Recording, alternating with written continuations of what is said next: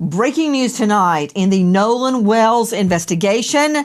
Enhanced distress call audio bombshell. Good evening. I'm Nancy Grace. This is Crime Stories. I want to thank you for being with us.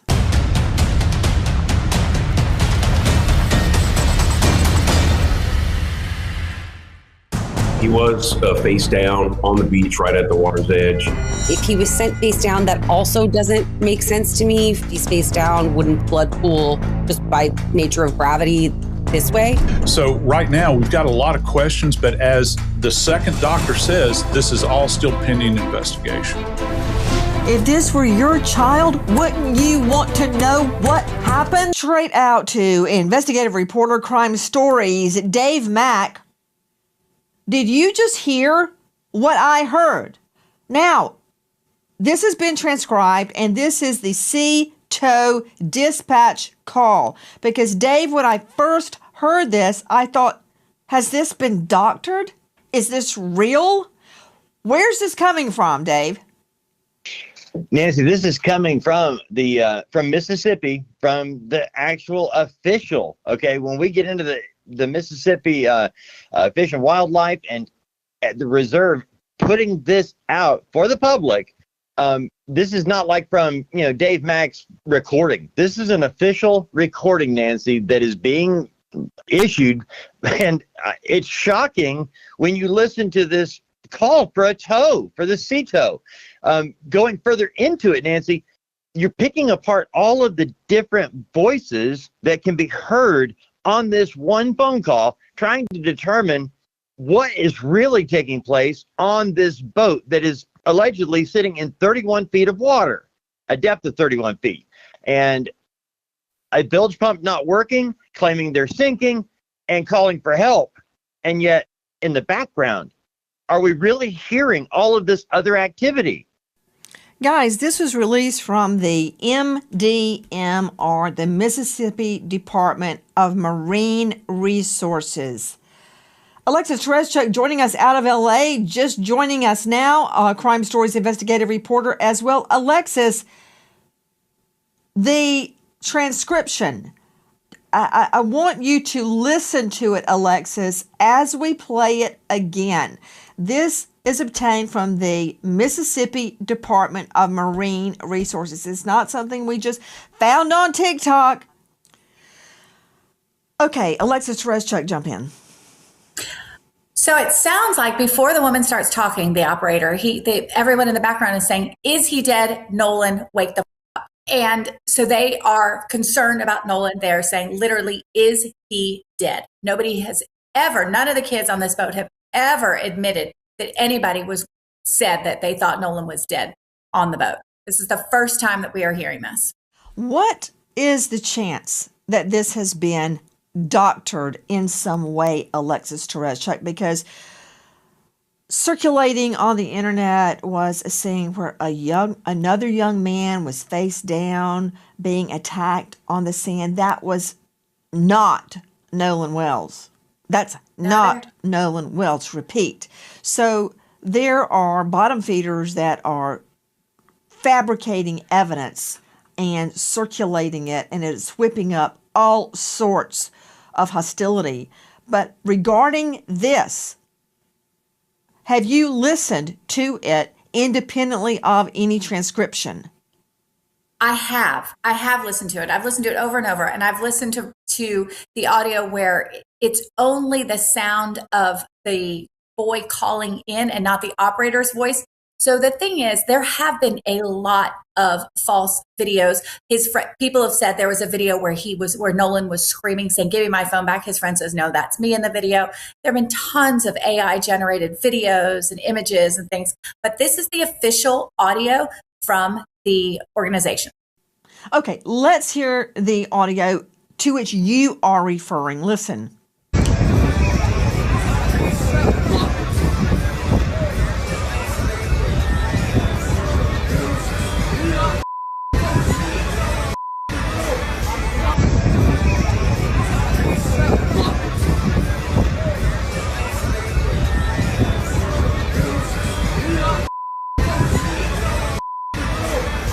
Now, it's my understanding, Dave Mack, that sound we just played is real sound. That is not doctored sound, but someone else claims that's them saying, "Give me my phone back." That is not Nolan Wells. Explain. Well, Nancy, what we have is some friends that were also out on the boat trip out to Horn Island that were with Nolan Wells and were friends with Nolan Wells.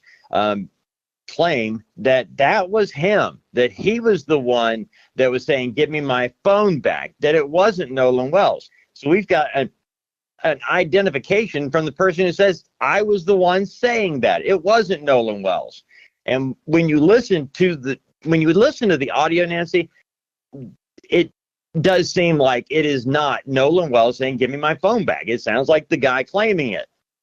Guys, a lot of confusion surrounding the audio that has been released by the Mississippi Department of Marine Resources. This, as we are also learning about an offer made by the United Cajun Navy to Ben Crump, who is representing Nolan's family, to Todd Terrell joining us, the president of the Cajun Navy. Todd, thank you for being with us tonight. Todd, explain to me the offer that you guys made to Crump. Well, first of all, I want to make sure that I really am specific about the words I use because I don't want things taken out of context.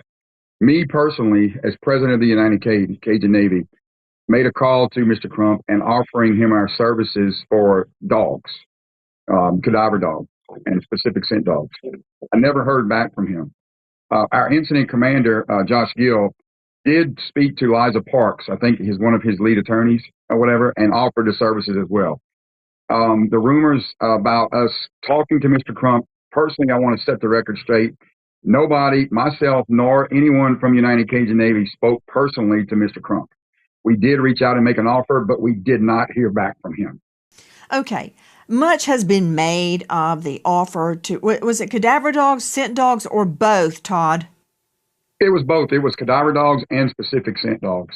And, some of this needs to be clarified. Okay. And we did make an offer, but we did not hear from him himself. Gotcha. There's a lot of people on the team. So who is it that you said you guys contacted or spoke with? Liza Park. And we have a phone record. Our guy, Josh Gill, my incident commander, on the 13th, left her a message. And on the 14th, they reached out to her and I think got back. I think it was 9:51 on the 14th. There was a 23-minute call with Josh Gill, our incident commander, and Liza Park, who I believe is Mr. Crump's lead attorney. And so they knew well what we did, the credentials of the dogs, and what our specific offer was. So they knew it ahead of time. To Marie Pereira joining us, veteran criminal defense attorney. She is also a domestic violence expert and a registered nurse to boot. Marie, thank you for being with us tonight. Here's the deal. A lot has been made that Nolan Wells' family turned down an offer to have the boat searched with cadaver dogs, which, if they had hit on the boat, would suggest a dead body had been on the boat. Here is the fly in the ointment. It's not their boat. They can't give authority or permission or privilege for anybody to get on that boat and search the boat. So the fact that Crump's team didn't call back means nothing. They were not authorized to give authority or privilege or permission for anybody to board that boat, much less a cadaver dog or a scent dog. You nailed it. And it's not his job or anybody else's to do what the police need to be investigating. In any criminal investigation, the first thing you do is get all the parties, all of them, and you separate them, and you question them separately. You give them a waiver of their rights. They read it, they sign it, you read it out loud to them, you get all this on video, and you ask each one separately what happened before they have a chance to get together and talk. I'm not saying the friends are guilty. I'm not saying they're innocent. What I am saying is that would have been proper police procedure. For all we know, it did happen. It doesn't sound like it happened, but for all we know, it may have happened. The next thing you do is you ask them, would they willingly take a polygraph? Now, you and I, Marie Pereira, know that in a criminal case, polygraphs are not allowed into evidence unless they are stipulated, agreed to, before the polygraph is taken. It's the only way they come in. Now, in civil cases, they're allowed in. Think of O.J. Simpson. Didn't come in the criminal case, did come in the civil case, and P.S., he flunked it. That said, that's what you do. You separate them, you talk to them, you record it, you get their waiver of rights, you read their rights out loud on video, then you talk to them. Not hard. Next thing, you bring cadaver dogs and scent dogs on that boat. Now, scent dogs are going to hit on the boat anyway because they state Nolan was on the boat. So they're going to pick up Nolan's scent on that boat. Cadaver dog, whole nother story. And another thing, I would get a search warrant for it. You may not need a search warrant because a moving vehicle, as you know, Marie Pereira, under U.S. v. Carroll, that was the case that goes all the way back to moonshine days, bootleggers. If it's exigent circumstances, in other words, the evidence could leave. In that case, it was a car that was weighted down in the back. And the prohibitionists thought there was moonshine in it, and there was, and they stopped the car because the evidence would have been gotten rid of. Same thing with the boat. You may not even need a search warrant, but you could get one. That said, that should have been done day one. To Todd Terrell, President Cajun Navy, you guys have at your access scent dogs and cadaver dogs. Do you believe, Todd, that any evidence of a body on that boat would still be detectable, even now? Not speaking specifically in this case, but in past cases, we've had dogs detect body, blood and smell months and even years later. Our biggest thing was you got to eat this elephant one piece at a time. And if no one thought there was anything on that boat, they should be willing to allow dogs to go on the boat. So for us, it's a matter of just it's another tool. It's a tool to use. Dogs aren't 100%, but these dogs are pretty damn close to it. Joining me now is Elliot Connie out of Arlington, Texas, psychotherapist. He's author of Change Your Questions, Change Your Future. He's president and founder of the Solution Focused Universe. He's a star of Family Therapy Podcast and upcoming The Elliot Connie Show. Elliot, thank you for being with us. Thanks for having me. Both sides are so ready to jump on each other. I imagine, I'm guessing, I don't know what Crump's thinking, but he did not have authority to release that boat. It's not his boat. That's like me telling you, Elliot, sure, go ahead, search Dave Mack's house. I don't care. You've got my permission. That's not my house. I can't give permission for you to go search it. So it's really simple. That's absolutely right. It's really simple. I don't really understand so much of this. Like, people are, like you said, they're one side is going after the other instead of just accepting really logical things like the point that you're making here. Like, the family does not have the right to tell the other family what they can and cannot do with the boat, and other people are using that as evidence that there's something somehow wrong with what the family is saying, when all they really want is justice. And justice is the pursuit of truth. And it just seems to be triggering people in such an odd way that I, quite frankly, don't understand. Guys, I want to circle back not only to the beginning of that MR, Mississippi Department Marine Research call. I want you to hear more, a different segment of that SEATOW, that's SEATOW call. Listen. Right, it looks like you're on Horn Island, correct? Are you yes, on we are Horn at Island? Horn Island. Yes. All right. Is the boat sinking or you have it aground? We were sinking, yes. Is it aground is the question? No, we're not aground. We are in 17 foot of water. We're in 31 foot of water. All right, have to ask. What do you want to do? Do you want to be towed back? I want to get this boat unsank and towed back, yes. All right, where would you like it towed to, sir? You can tow it to Ocean Springs Harbor, or Fort Bayou Launch. You know, it just struck me. He's got reception. Why is everybody saying you can't make calls and you can't take pictures because there's no reception? He's out in the middle of the water at those coordinates and he's got reception. Remember that? Remember that, Alexis Tereszchuk, Crime Stories investigative reporter?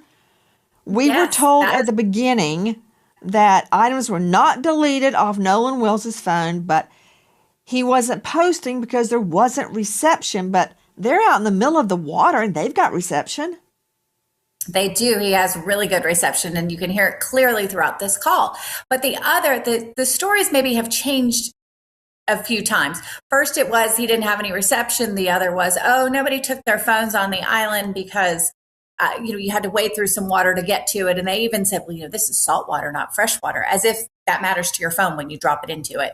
But there are videos from the island. There are even some of his friends are in videos from the island. So people clearly had their phone. And the other friend was arguing when we're talking about the videos that people worry about that have said that it was him. His friend was seen in the video screaming, give me back my phone. The phones were there. Other kids had their phones. Okay, but before I discount claims that Nolan did not have reception, I don't know what carrier he had. Maybe he didn't have reception. My point is, why everybody's screaming to shut this investigation down, I don't know, because these are very rudimentary facts that we don't have the answers to. He is talking about the boat taking on water. We are sinking. Come and get us. I want this boat unsank and towed back. But interesting, we learn that very boat took multiple trips later that very same night. So first, at 9:56 a.m., the boat leaves the original dock. It arrives at Horn Island at 11:14. So at around 4 o'clock, there is a call to the Coast Guard about the boat. NBC News got a hold of it. We're sinking. Can you all please come? And is everybody on board in good health otherwise? Yeah, everybody's on board. Everybody's on board. So does that mean Nolan is on there? Who was on that boat? At 4:31, the boat leaves Horn Island and it is towed approximately 3 miles, and then the tow ends. So after 3 miles, they go back to the original dock, okay? They arrive at 5:44 p.m. So it looks like this is where Horn Island is, and this is where the original dock is that I am referring to. I looked it up, and El Camino Real Road is in Gulf Hills, Mississippi, which is right above Ocean Springs. So I'm wondering if this is the house where they got the phone. Now, the boat travels to Fort Bayou. At 6:06, the boat returns to the original dock. Then, from the original dock, the boat goes back to Fort Bayou, and then they go to the boat launch, and it is put onto the trailer and moved by the vehicle. Did they drop people off at the original dock, travel to Fort Bayou, pick somebody up, and go back to that original dock? And then from there, why was there an hour and 13-minute time gap? This boat was sinking hours before, and then they're just having it docked for an hour and 13 minutes. You would think they'd want to get that boat out of the water ASAP. That's from the Real TikTok Detective and from NBC. So it doesn't sound to me, Dave Mack, that the boat was sinking, because they're going all over in the boat. So if the boat's not sinking, why the sea tow call? Why the distress call? Yeah, Nancy, the one thing you have to remember on that first sea tow call, you hear them saying, we're in 30 feet of water, we're sinking, we need to be unsank and towed. But if you follow along with that communication, the sea tow company reaches out to a local captain nearby and says, hey, we've got a boat, can you go take a look? And the captain nearest to the boat says, hey, I just got a call from the owner of that boat. He says they've resolved the problem and don't need us anymore. So, and this happened during the course of 10 minutes, Nancy. So they're calling for help and then not calling for help. So something was definitely. Joining us tonight, Todd Shipley, digital cyber crime expert, former Detective Sergeant Reno, 25 years in law enforcement, and author of Surviving a Cyber Attack and author of Investigating Internet Crimes, Solving Crimes in Cyberspace. You can find Todd at darkintel.info. Todd, how can I tell if this is real? It was supposedly originally gotten from the government agency that supplied it. It doesn't sound like it's a complete video to me to begin with, because there should be more conversation. So where's the rest of the video would be the audio. Then we can start to begin to forensically look at the audio to try to figure out and pull out the voices in the background, because the question is, what are the people saying in the background, and what exactly are they doing? What sounds are in the background? Are they actually at the place that they say they are, based on noise in the background and other things that are happening? So, I mean, we can look at a lot of those other things within the audio itself to try to identify what's there and what these people are saying. Pull out those individual quotes and try to isolate them based on what they're saying, and slow it down, speed it up, that kind of thing, and pull out the background noise so that there's nothing else, so we can just isolate those things. There's several things that can be done with this. Todd Shipley, if you had this audio, what would you do digitally to clean it up, enhance it, and isolate it? Well, there's, as I said, there's some of the things that we can do is we can isolate the different tones, the different signal pieces that are coming through there in the audio. We can take that and isolate the individual people that are in there and try to identify who they are. And that's done digitally. We can actually just isolate the different streams that are there and pull out those different audio pieces. Well, it definitely does, and those are the things that we want to focus on. So we would look at adjusting the gain, taking out the static noise. We use tools to filter out different parts of the speech so that we can isolate that's being said and try to adjust it and make it more understandable. So there's editing techniques that we can use to try to figure out exactly what's being said, because that items in the foreground of the audio, being the two people speaking on the phone, are what we want to remove. We want to get to those other conversations in the background and try to isolate those by reducing the static that's there and adjusting the gain higher so we can understand what's being said better. I don't quite get it. To Elliot Connie, psychotherapist and author, if items have been doctored, like the pictures I was describing earlier where a young man was face down on the beach getting beaten by a group of guys, it's not Nolan. I'm not sure the incentive for pouring gas on the flame, but we have to listen to this and we have to try and discern the truth. Yeah, I think that's true. And I share your confusion. Like, people want to believe that this was an accidental drowning, to the point where anybody asking any questions is experiencing massive amounts of hate online, including Nolan's mother and family and father. And I think it's really important to ask these questions. To the point of the audio that we've been watching, there actually is a version of this that a sound engineer has done exactly what Todd was just talking about. And I think it's important that we ask these questions. I'm so glad that you are on top of this, because we need people like you with your platform that don't look like people like me advocating for truth. And I don't fully understand it when the motivation should be pursuing justice and truth. Speaking of attacks on Nolan's mother, listen. The only question that we have is what happened to our son. That is the only question. We have consistently been degraded by the public. There's been questions about our parenting, our GoFundMe, this, that, and other. I've been called a racist. I am a healthcare provider, and I take my job very seriously. I love everyone. Not only is Nolan's family getting death threats, reportedly, but so are the so-called friends that were on the boat.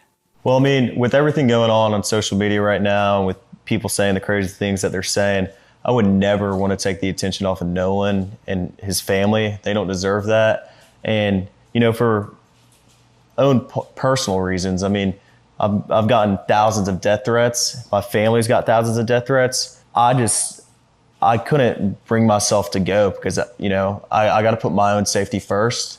And even if that means, missing my friend's funeral, I mean, it's horrible, and I wish I could have been there, but that's what's been going on, That is from the Officer Tatum show. Not only that, apparently law enforcement is getting threatened. Our community is grieving the tremendous loss of Nolan Wells, who is loved and treasured by everyone. Nolan's family deserves answers, and our community deserves answers. Every death in the county, except those of natural causes and non-criminal car wrecks, are presented to your grand jury. Many people don't know that. We have handled death investigations in this manner my entire career. Nolan's case is being handled the same way, with the same care and the same commitment to the truth that we handle all death investigations. I understand the public's urgency to know what happened to Nolan, but we are not taking time for time's sake. We are taking the time required to complete the work this investigation demands. Since Nolan was reported missing, local, state, and federal law enforcement agencies have worked around the clock investigating what happened to him. Hi guys, Nancy Grace here. Please join us on Crime Stories and stream it first on Fox 1. When breaking crime news develops, we investigate it and bring it to you. Bombshell updates, answers to unanswered questions from cases making the headlines and cases you may never have heard of until Crime Stories. We go inside investigations with exclusive interviews, crime victims, families seeking justice, investigators, experts, and sources from within the case itself.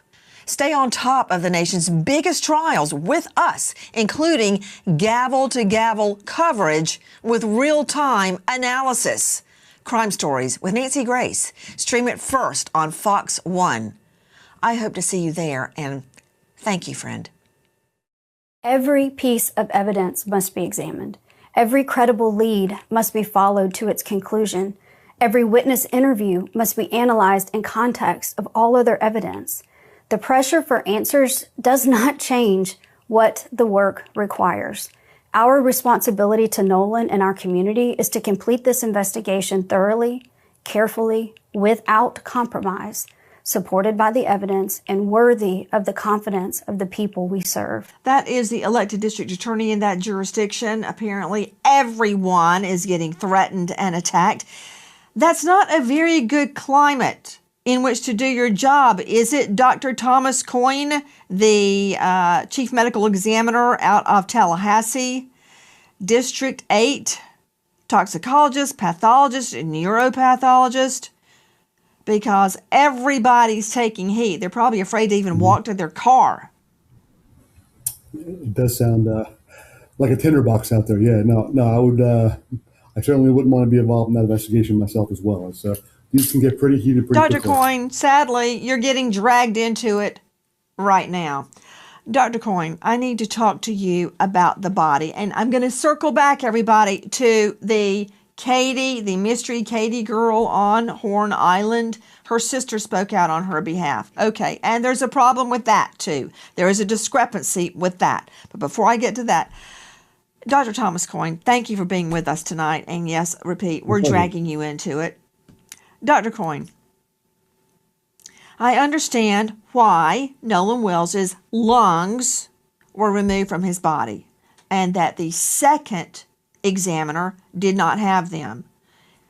He cannot complete his independent autopsy because he can't look at the lungs.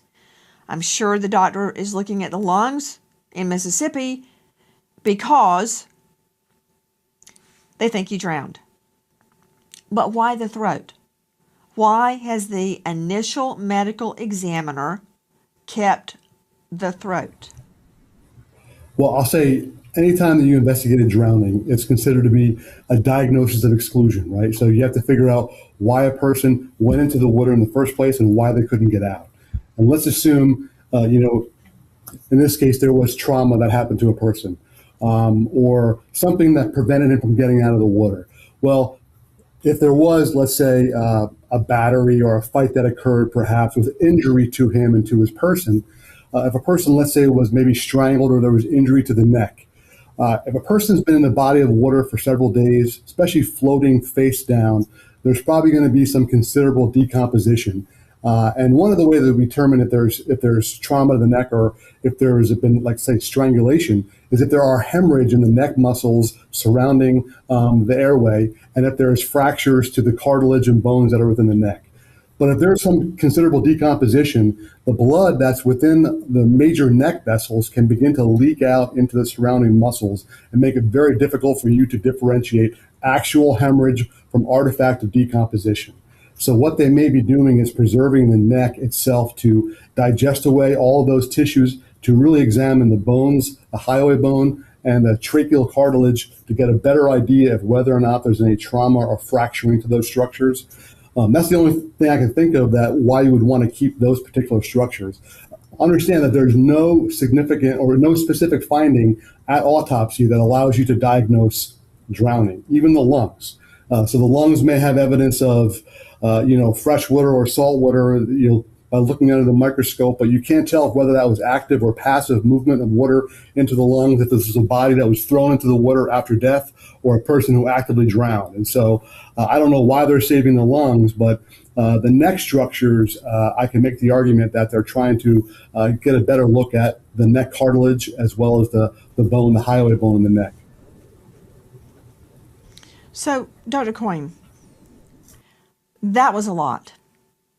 But two things jump out at me. Number one, are you telling me that the neck, Nolan Wells's neck, may have been retained by the initial medical examiner because the medical examiner cannot tell the difference in a bruise or damage in life, such as a fight, a strangulation, can't tell that from blood diffusion post-mortem during decomp? Well, yes, there's that's one of the possible reasons. Your neck muscles have a lot of what's called myoglobin, red proteins that are present within the tissue. You have the blood that's within the jugular and carotid arteries that are along those muscles in your neck.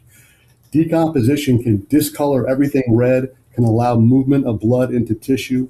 And so if there is some confusion about whether or not hemorrhage in tissue is due to decomposition or due to actual injury, they may do a deeper look at those structures. And so that can include microscopic sections, taking actual tissue sections from that area, looking at it under a microscope, and perhaps also removing all tissues from those structures to just look at the cartilage. That's a lot of words, Coyne. I like you, Dr. Coyne. I respect you, but just as a yes, no, if I can even form the question accurately, are you telling me the medical examiner, the initial medical examiner, may have kept Nolan's throat because he can't tell the difference in an attack on the neck versus decomp, blood dispersion during decomp? If there was significant decomposition, that may be one of the reasons. I've never. All right, so I'm taking that, yes, that could be it. So yes, absolutely. I can't think of any other reason. In drowning, sometimes you have less than 10% of drownings. There's the hypothetical dry drowning where a person can have a spasm of the neck muscles once you swallow water. But there's no physical finding that you could look at autopsy that would prove that. So I can't imagine they would save the neck for that reason. The only reason I can think of is that they're looking at the underlying structures a little more clearly. So, I don't think I need my medical degree, and I don't think I have to be the chief medical examiner in District 8 there in state of Florida, to figure out the first medical examiner kept his throat for a reason. What is the reason? Why the throat? Why not the foot? Why not the hand?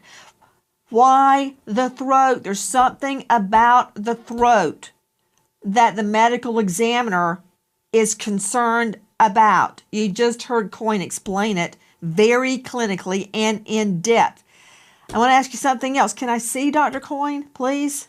Dr. Coyne, we were just showing you autopsy results, and it's from the second medical exam, the second doctor. That's it. Thank you, control room. On the back of Nolan's neck is deep subcutaneous reddening of the tissue. I've had one doctor, who I respect highly, tell me that that was pooling of the blood post-mortem. Well, I don't buy that, because it wasn't pooled anywhere else on his body, on his back. So why there? It's not pooling. I don't believe that. Then somebody else said, oh, that happened because his head was on the block at autopsy. Well, the block at autopsy is usually 4 by 13. That is 8 by 12. Plus, that doesn't make sense. You don't bruise post-mortem.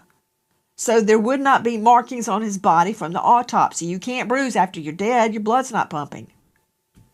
No, that's not correct. It's not bruising. It's this red discoloration. If it was actual hemorrhage or hemorrhage in the tissue, which is a bruise, then they would have called it hemorrhage in the tissue. They're calling it red discoloration. When a body, especially a decomposing body, is on its back, it has to get transported from wherever the body is recovered to the autopsy facility. It remains in the autopsy facility until the autopsy is performed. Then the head is cut open to reflect the scalp back. So first of all, if there was significant hemorrhage there, the first autopsy should have noted that. I don't know what their findings are, but understand that virtue, the process of reflecting the scalp to open the head and then sending the body off to do that second autopsy can also contribute to discoloration just from drying artifact. But when a body lays on its back, especially a body, if there's significant post-mortem interval, yeah, you can certainly have red discoloration just from leakage of both skeletal muscle proteins as well as blood from all the capillaries and blood vessels back here. And it stains the tissue, and very common to get it on the back of your head. You can also get it on your back, but mind you, they're not reflecting the back to look at those tissues in the back, but they are opening the head. And so that's probably why you only see that red discoloration reported there. I believe you're saying, I'm trying to interpret this from a layperson's point of view, that out of his whole body, he had blood settling on the back of his head at his occipital? They're only looking at the back of his head, right? They're not opening up his back. When they do the autopsy is performed by a Y incision that's created in front, and those tissues are reflected backwards. They're saying that's red discoloration because it's different color from the normal color of the occipital bone. They're also, from that photo, they're just putting red marker across the back of the occipital bone. Dr. Coyne, to me, that didn't settle anything. But we can't settle anything because we don't have the full autopsy. So we're like the 5 blind guys feeling different parts of the elephant, trying to figure out what is it. Okay, we can't sign off until we address the Katie issue. Now, correct me if I'm wrong, Alexis Tereszchuk, Crime Stories investigative reporter, but the friends on the boat say Nolan wanted to stay behind because of a girl he just met named Katie. Katie has been found, and she says no. He said he was leaving with his friends. 100%. Do I have that much right? 100%. Okay. You have that exactly Let's right. take a look at what Katie's sister says. Put it up on the screen, please. Katie had a conversation, assumed Nolan was getting ready to get on the boat that he came out in. Katie made it home. She was on another boat, different people. Blah, blah, blah, blah. Katie assumed the friends telling him to get on the boat would not have left him. Dave Mack, Crime Stories, what is Katie stating through her sister? She is saying that Nolan did not stay with her on Horn Island, that she thought he was going back with the same people he came with. And by the way, got to add this, Nancy. Katie McCormick has been working with investigators, has been fully cooperative with them, the Wells family, and she says flat out that he did not stay with her. He went back. A call made from Nolan Wells' boat on the day he disappeared is now raising questions investigators may have to answer. The recording goes to Sea Tow around 4 in the afternoon on July 4th. On the recording, someone reports that the bilge pump has stopped working and water is coming into the boat. Someone on the call says the words, "We're sinking." The call also makes clear that several people are still on board. That single detail gives this case new life, because until now, most of the public attention has focused on what happened to Nolan after he was left behind on Horn Island, not on what was happening aboard the boat itself during those final hours. To understand why this call matters, it helps to remember what already happened that day. Nolan Wells travels to Horn Island with friends on July 4th. Later that day, his friends return to the mainland without him. Nolan doesn't come back. He is reported missing that night, and his body is found near Horn Island 2 days later. The cause and manner of his death remain unresolved. That much has been public for a long time. What hasn't been public, at least not in this much detail, is what the boat itself was going through while Nolan was still somewhere on that island. So the question becomes simple but important. If this distress call was made while Nolan's group was already dealing with problems on the boat, could the call help investigators piece together what was happening during the hours right before Nolan vanished?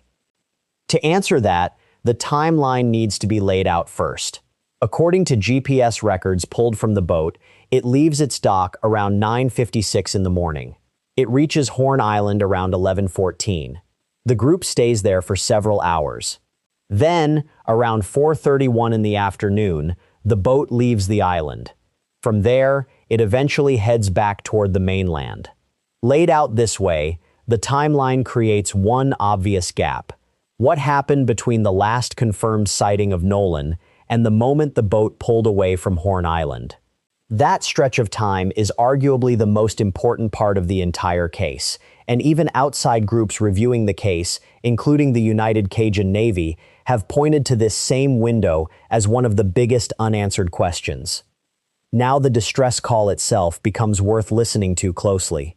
On the recording, the caller explains that the bilge pump has failed, that water is entering the boat, and that they need help right away.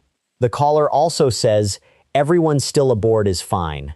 A dispatcher asks directly whether everyone on the boat is okay, and the caller confirms that everyone present is safe and in good health. That answer, on its surface, sounds simple, but it opens up something much bigger. If everyone aboard the boat is accounted for and reported safe, where does that leave Nolan? Authorities have said Nolan was not on the boat when it eventually left Horn Island. So if the people on the call are confirming their own safety, they are in effect confirming that Nolan is somewhere else entirely, on an island, without the group, during the exact window when the boat is having an emergency of its own. This is where the case shifts from a simple missing person story into something far more layered. It is no longer only a question of why Nolan stayed behind. It becomes a question of what two very different emergencies were unfolding at nearly the same moment, in nearly the same place, and whether either one connects to the other. There's also something that happens after the call ends. According to reporting, a captain connected to the towing company is later told that the people aboard the boat have resolved their problem on their own and no longer need help. So the sequence looks like this. The boat is reportedly sinking, someone calls for emergency help, a tow is requested, and then, seemingly out of nowhere, the problem is described as fixed, and the boat continues toward shore without further assistance. That doesn't prove anything wrong happened. Boats have mechanical problems all the time, and sometimes those problems really do get solved quickly. But it does raise a fair investigative question. What exactly happened in the gap between the emergency call and the moment the boat is said to have resolved everything and moved on? Was the danger really over that fast, Or does something about that timeline deserve a second look? That question becomes even more important once audio experts get involved. The Wells family has reportedly had the recording reviewed by audio engineers, looking closely at background sounds, unclear voices, and anything that might not have been obvious the first time the public heard the call. That turns this from a story about a strange phone call into a story about what that call might still be able to tell investigators, even now, months after it was first recorded. So as this update begins, the picture is this: a boat in trouble, a group of people confirmed safe, a young man left behind and never seen alive again, and a stretch of missing time that nobody has been able to fully explain. The call that surfaces now doesn't answer the biggest question in this case, but it does force everyone involved, investigators, the family, and the public, to look at the timeline all over again, this time with new information they didn't have before. None of this proves that anyone did anything wrong. Boats sink, pumps fail, and plans on an island can change in an instant. But investigators don't get to ignore a recording just because the explanation on it sounds ordinary. Every word on that call, every background noise, every gap in what was said now becomes part of a much bigger picture. And that picture starts with one simple fact. While Nolan Wells was somewhere on Horn Island, the people who had just left him behind were calling for help of their own. Once the distress call ends, the questions only multiply. Reporting indicates that a captain tied to the towing company later hears that the people on the boat have handled the problem themselves and no longer need a rescue. On its own, that sounds like good news. A boat runs into trouble, the crew fixes it, and everyone gets home safe. But when this detail sits next to everything else in the timeline, it stops feeling simple. Think about the order of events. First, the boat is reportedly taking on water. Then someone calls for emergency help and asks for a tow. Then, seemingly within a short stretch of time, word goes out that the danger has passed and the tow is no longer needed. That leaves a narrow but important gap. What exactly happened between the moment help was requested and the moment it was called off? Was the fix really that fast, or is there something in that short window that investigators still need to account for? This gap matters because it lines up with the same period when Nolan Wells is somewhere on Horn Island, separated from the group. Two things are happening at once: a boat in distress and a young man left behind. Investigators cannot treat these as two unrelated events just because they happened on the same afternoon. They need to know whether one problem affected the other, whether decisions made during the boat trouble changed anyone's plans, or whether the timing is simply a coincidence that has nothing to do with what happened to Nolan. This is where audio becomes far more than background noise. The Wells family has reportedly brought in audio engineers to study the recording of the distress call in detail. Their review isn't only about the words that were spoken. It focuses on everything happening underneath those words: the background sounds, the tone of different voices, and any moment where the recording might reveal more than it seemed to the first time anyone heard it. Audio experts look at recordings the way detectives look at a room. They listen for how many distinct voices appear, whether those voices match the number of people who were supposed to be aboard, and whether anything in the recording hints at stress, disagreement, or confusion beyond what a simple mechanical failure would explain. They also check for gaps or cuts, moments where the recording might not be complete, and background details like engine sounds or movement that could confirm or contradict what people have said happened. None of this means the recording hides some hidden confession. Audio review rarely works that way.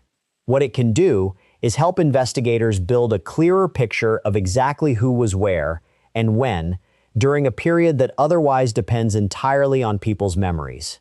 A recording captures a real moment in time. Memories can shift.